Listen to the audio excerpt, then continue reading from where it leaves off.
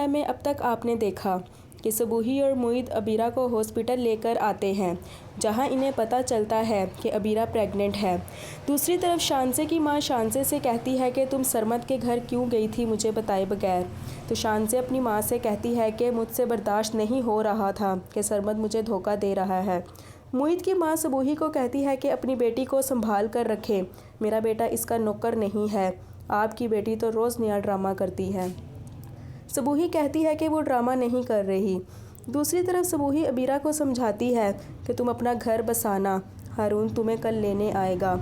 ये खुशखबरी मेरी तुम्हारे लिए इन दुआओं का नतीजा है जो मैंने तुम दोनों के रिश्ते की सलामती के लिए की थी। लेकिन अबीरा जो कि इस खुशखबरी से खुश नहीं है, कहती है कि मैंने क्या क्या सोचा था और ये क्या क्या हो गया।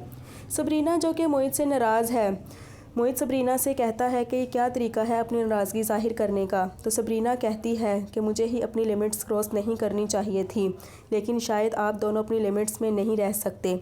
सबूही इनकी बातें सुन लेती है और कहती है कि आज अबीरा अपने घर चली जाएगी और फिर सबरीना की नाराज़गी भी ख़त्म हो जाएगी। दूसरी जानिब मोहित एक बार फिर सबरीना को अपनी लाइफ में उसकी इम्पोर्टेंस बताने की कोशिश करता है। तो व्यूवर्स, नेक्स्ट एपिसोड में आप देखेंगे कि सरमद एक बार फिर सबरीना को अपनी और मोहित इनकी बातें सुन लेगा। शांसे हारून की मां से कहेगी कि आपने भी अपनी ज़िंदगी आज़ादी से गुजारी है और मैं क्यों नुकरानी बनकर रहूं। तो सबरीना सरमद से कहेगी कि आप और आपी भी मेरी मोहित की लाइफ में इंटरफेयर कर रहे हैं। तो सरमद कहेगा कि मुझे अबीरा ने कहा था कि वो और मोहित एक होंगे, इसकी बात पर यकीन करना ही मेरी गलती थी।